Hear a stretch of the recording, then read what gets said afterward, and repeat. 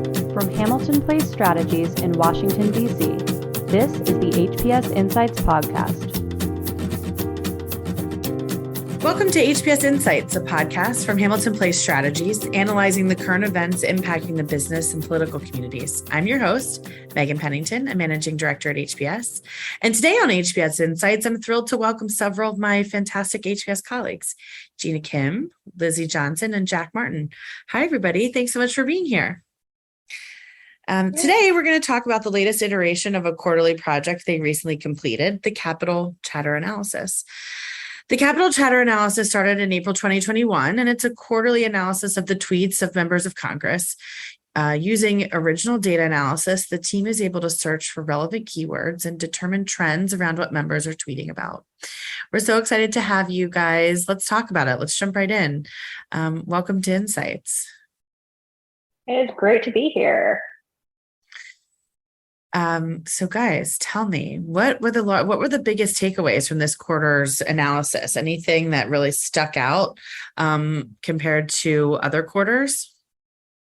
Yeah, Megan, I think we talked about this a little the last time that we were on the podcast, but foreign affairs and defense, unsurprisingly, continued to be very frequently talked about. I think it was still the highest sector in terms of frequency of conversation and the different topics that we looked about, although it did decline compared to previous quarters, while the economy remained high as well, showing that, especially as midterms approach, we think that members of Congress are paying a lot of attention to the way that voters and constituents are feeling about the economy. Yeah, and I think another really interesting insight was the rise in the education and social issues categories, which were really driven by discussions about guns and abortion post-Roe. And I think that it tracks closely to a lot of the news cycles. So you're seeing politicians and members of Congress talk about things that are in the news and timely to their constituents, but they're also talking about them from more policy angles. So how to deal with them and potential solutions to those issues. Interesting. So this quarter's results for tweets about the economy were notable. What did you find members were talking about? Yeah, great question, Megan. So as Gina kind of noted, the economy definitely remained a big focus this quarter, as it pretty much always has been. We see economic issues being tweeted about because they're sort of the things that the constituents care about on a day-to-day basis. One thing that we found really interesting this quarter is that there was a pretty significant difference between Republicans and Democrat members within their tweets about the economy, and we thought that gave a good hint as to how each party is approaching its economic messaging, particularly ahead of the midterms. One of the major things was that Republicans tended to focus on terms such as inflation and recession, talking about some of the struggles in the economy, where Democrats focused more on terms like jobs and unemployment. We thought this made a lot of sense because there's been some recent months of significant jobs growth. And for Republicans, it makes sense that they'd want to highlight some of the things that they might not think the Biden administration is doing super well. So we thought that was pretty interesting. And one other thing to flag on that note is that even though there's been a lot of debate recently about what constitutes a recession from a technical standpoint and what those economic statistics are, we also thought it's relevant to mention that sometimes whether or not there's technically definitionally a recession, what a consumer kind of feels about the economy or their sentiment about it will also impact their purchasing decisions and other financial personal decisions. So I think that's super interesting because, in my previous life, when I used to work on the Hill, when I was a communications director, I would often receive messaging guidance from the caucus. And, we'd have themes of things that we should be tweeting about and the messages that we wanted, the caucus and our leadership really wanted us to drive home. And I think it would be interesting to know how closely our members of each party hew to the guidance they've been given from their leadership. But it does sound like, since there's a divergence, and that one, it sounds like they're following that message guidance, at least to some degree. But then when you get into the whether or not something is actually a recession, and people's, there's like the technical definition of a recession, but then of course we're watching the news and we're watching commentators. I mean, now it's all bleeding together, former policymakers are now commentators, and commentators sometimes then become contributors. And then we almost like confuse them with like reporters of the actual news. It becomes this cycle of everyone sharing their opinion on how the economy is doing.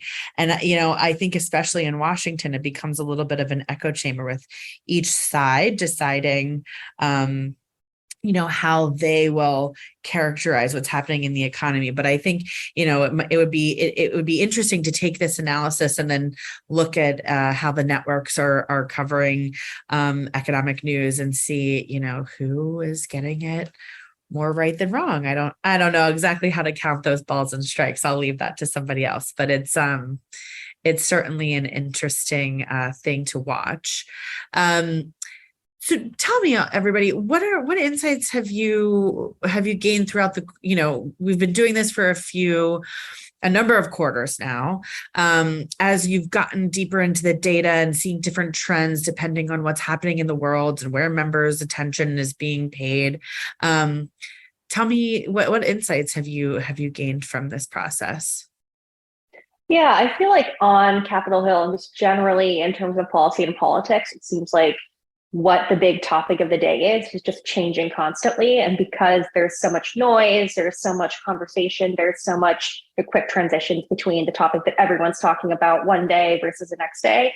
I think looking back on the past quarter and being able to quantify it is really helpful for just taking a step back and saying, okay, of the various issues of the day, which ones were the ones that actually made it through, which ones were the ones that actually had staying power and longevity, which ones were the ones that maybe people in a very, very small corner of the DC policy news media maybe heard a lot about, but overall it didn't really make a dent in the complete volume of member of Congress tweets.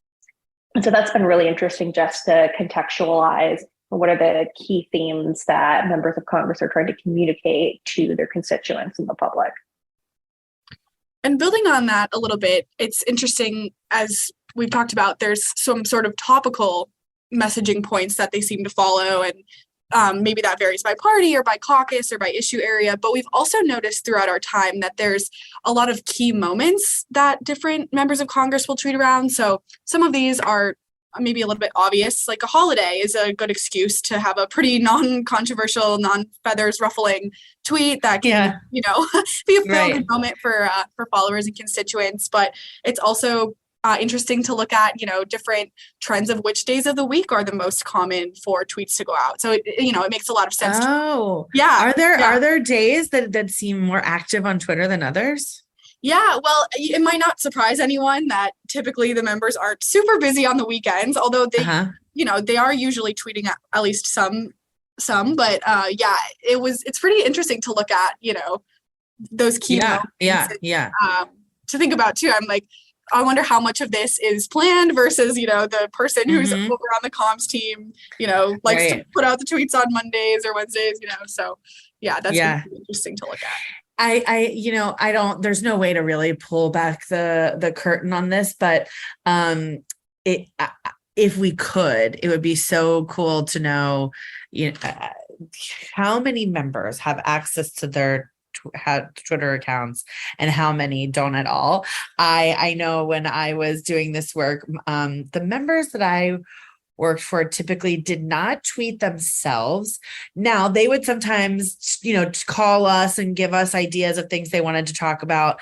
It was mostly us kind of trying to channel their voice and come up with a nice rhythm of posts and content. And of course, there is always like a time where you tweet something and they would be like, that is not something I would say, or not how I would say it.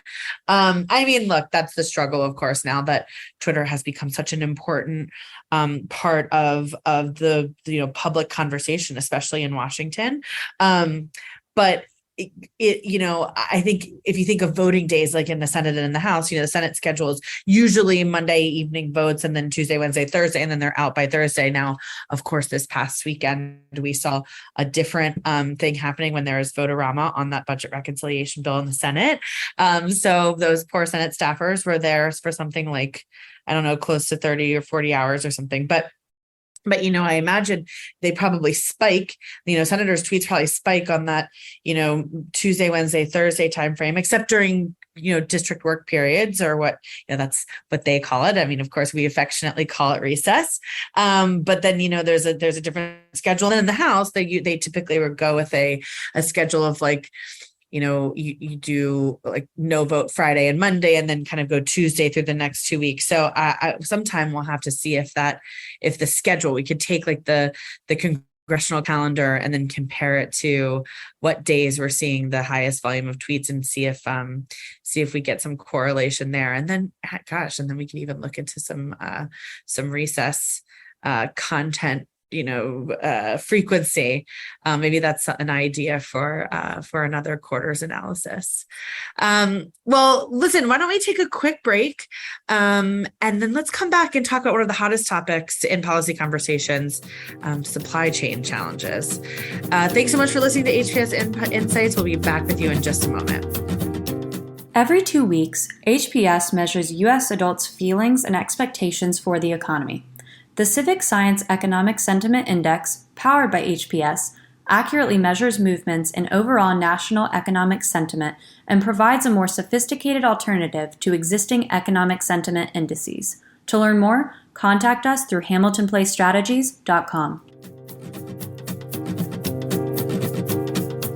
Welcome back to HPS Insights. Today we're talking to our Capital Chatter team about what members of Congress are tweeting about the most. Team, one of your charts this quarter looks into mentions of the supply chain shortages. Tell me more about that. Why did you decide to look at supply chain commentary this quarter? Yeah, that's a great question. So as our listeners know, supply chain shortages are not a new topic this quarter in terms of the news. We've been following that for quite a while, but this is the first time that we've decided to look into it for our charts. And it actually originated out of a desire to look into semiconductors specifically. And we had looked into semiconductor chips.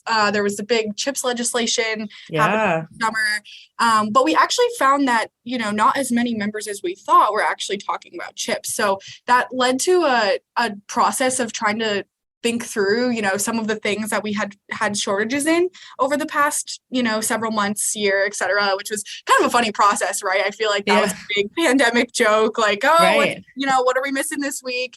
And so brainstorming the different things to look out for on that chart was kind of a fun process in itself.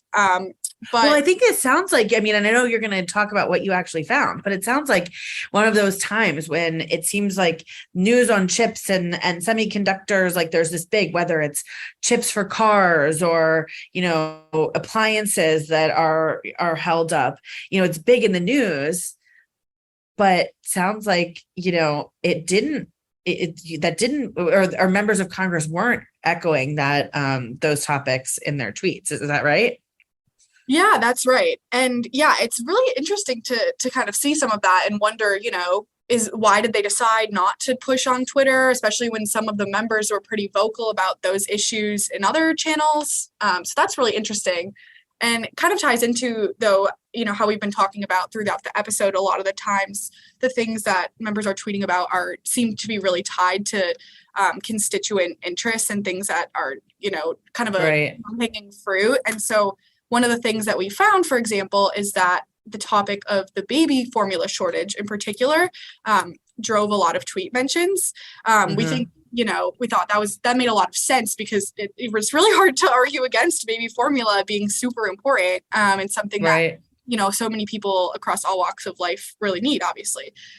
So yeah, that was definitely a big finding. And we also, and I think that one actually, thinking back on it, I do, that became such a viral topic among, just like you say, among many different communities, from lawmakers whose children are grown and have kids of their own to, young parents really feeling frustrated and desperate to find baby formula. So that's interesting. And maybe it's interesting to see, members are really trying to tap into their constituents and the real life struggles that they're having. Absolutely. And something else to think about too is, right, like a lot of the things that we had shortages of, there's maybe a substitute for. I remember I was worried during the hot sauce shortage because I love hot sauce, but there's, 30 different types of hot sauce you can use. But, I mean, I'm not a health expert, but like baby formula is pretty, specific. Yeah. And there's not a lot of close substitutes. So, that kind of had my like intro to economics brain racking in terms of, some of the things that really picked up steam here. Yeah. Yeah. Well, and then we saw Congress act, I think, to try to, to have some effort to shore up families and make sure that people had access to what they needed for their kids. I wonder, are there other topics like domestic policy topics where we saw members talking about these supply chain shortages and having an impact on everyday lives of Americans? We definitely saw mentions of other topics. I think what was surprising was that with other topics, members of Congress were talking about shortages. A lot of the big ones that we were expecting were about pretty even. And it was just shocking, if you look at the chart, how much the baby formula conversation does dwarf all of those. And I think part of it was in that sweet spot of, it's a very relatable topic that most people can relate to, whether or not they personally have children. It's obviously very human interest, tugs on your heartstrings, thinking about babies and parents who are trying to make sure that their families remain fed.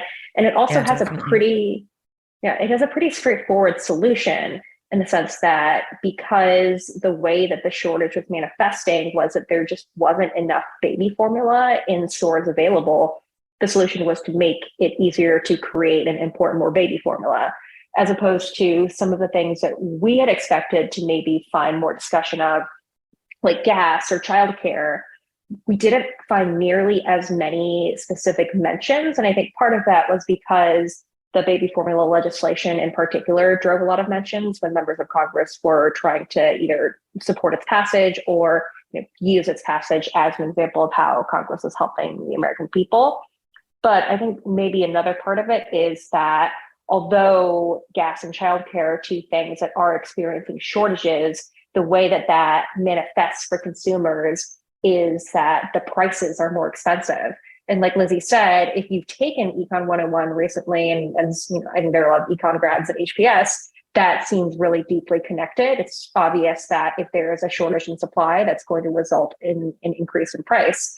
But I think to a lot of people, that's a jump that's not necessarily obvious. And I think the way that maybe we see people talking about those issues more is it's unaffordable, it's too expensive, and because of that, the solutions of how to fix the price problem also becomes more complicated.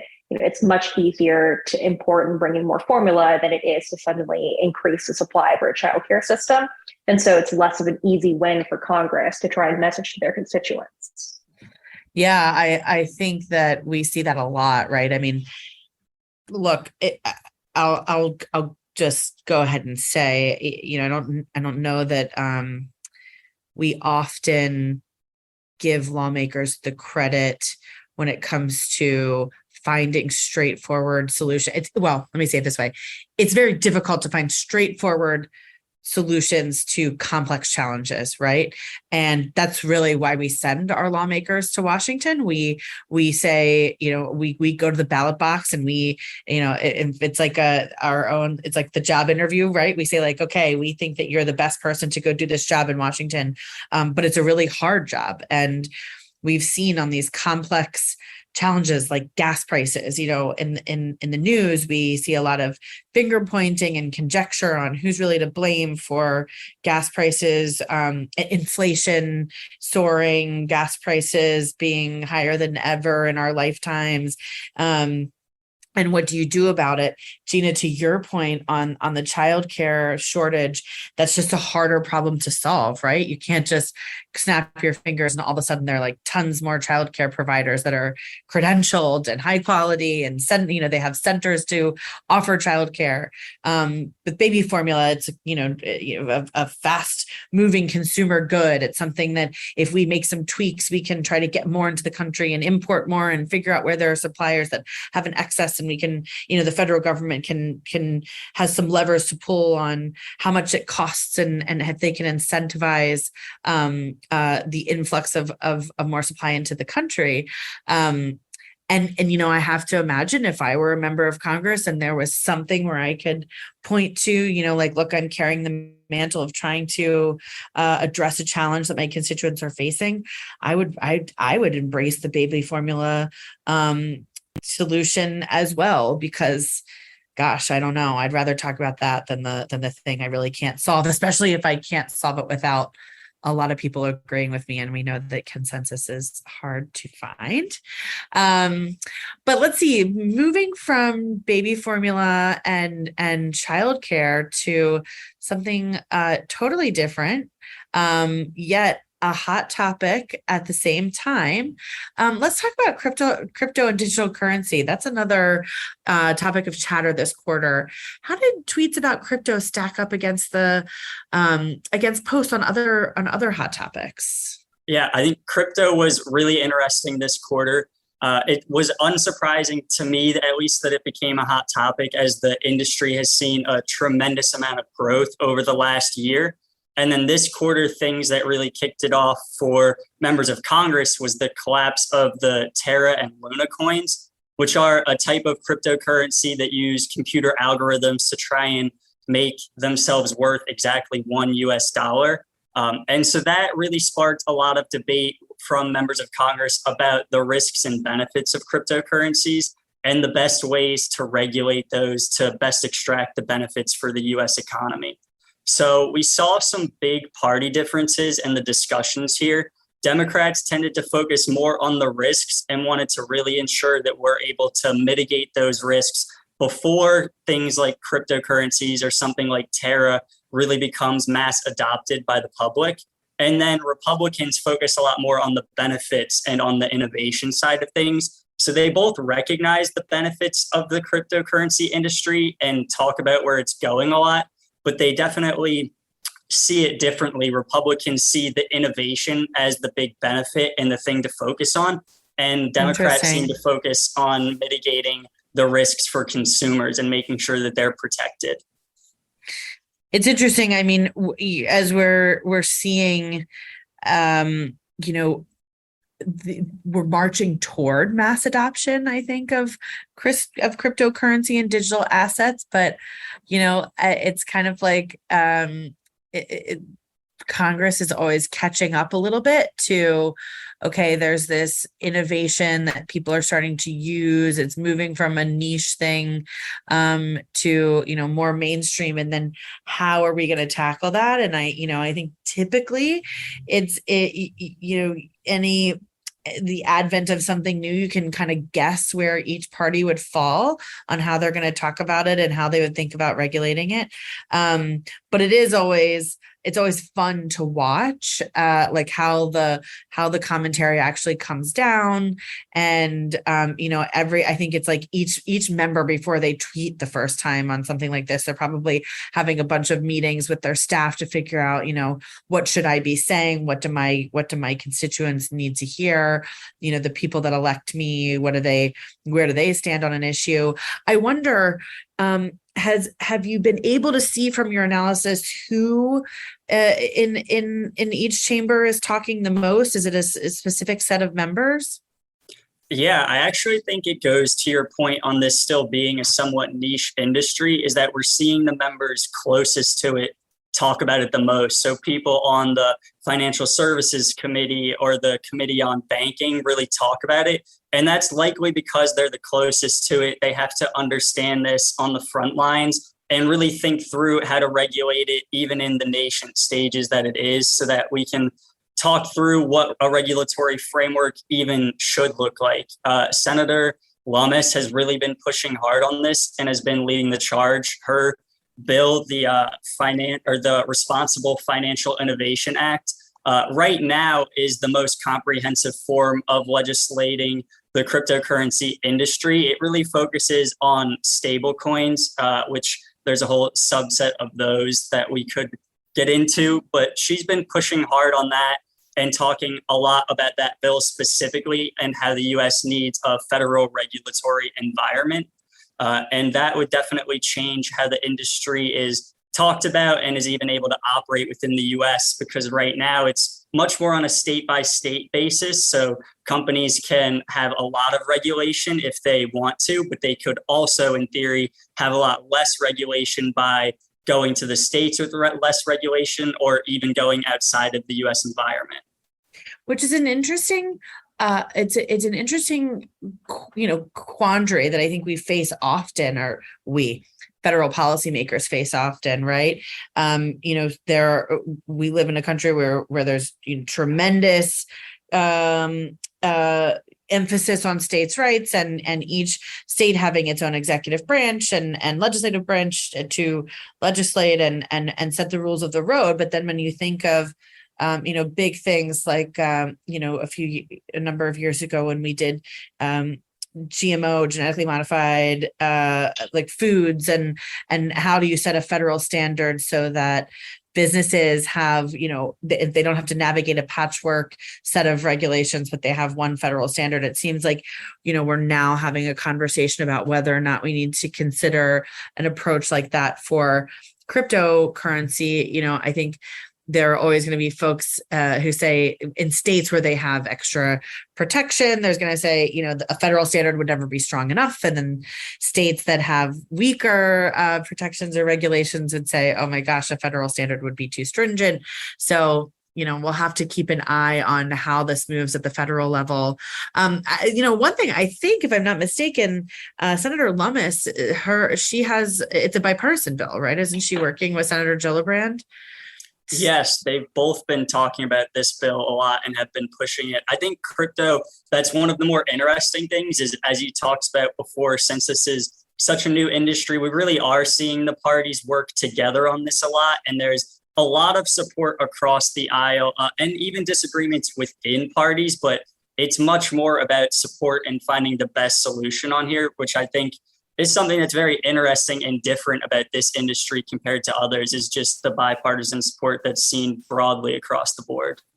Well, maybe they can be an example. Maybe this can be, a reminder that, we all can work together. And when there's a little spirit of compromise, magic can happen. Maybe that's wishful thinking. I guess we'll have to see. Well, listen, thank you so much, everybody, for joining me. Gina, Lizzie, and Jack, so thrilled always to talk to the Capitol Chatter Congressional Twitter Analysis team. And listeners, thank you so much for tuning in to another episode of HPS Insights. You can find the complete Capitol Chatter analysis at www.hamiltonplacestrategies.com, along with more about Hamilton Place Strategies work and all of our podcasts. We're also on Twitter at HPS Insights. I'm your host, Megan Pennington. Thanks so much for listening to HPS Insights. See you next time. Bye-bye. Thank you for listening to the HPS Insights podcast, produced by Hamilton Place Strategies. For the latest updates, follow us on Twitter at HPS Insights and follow us on the web at hamiltonplacestrategies.com.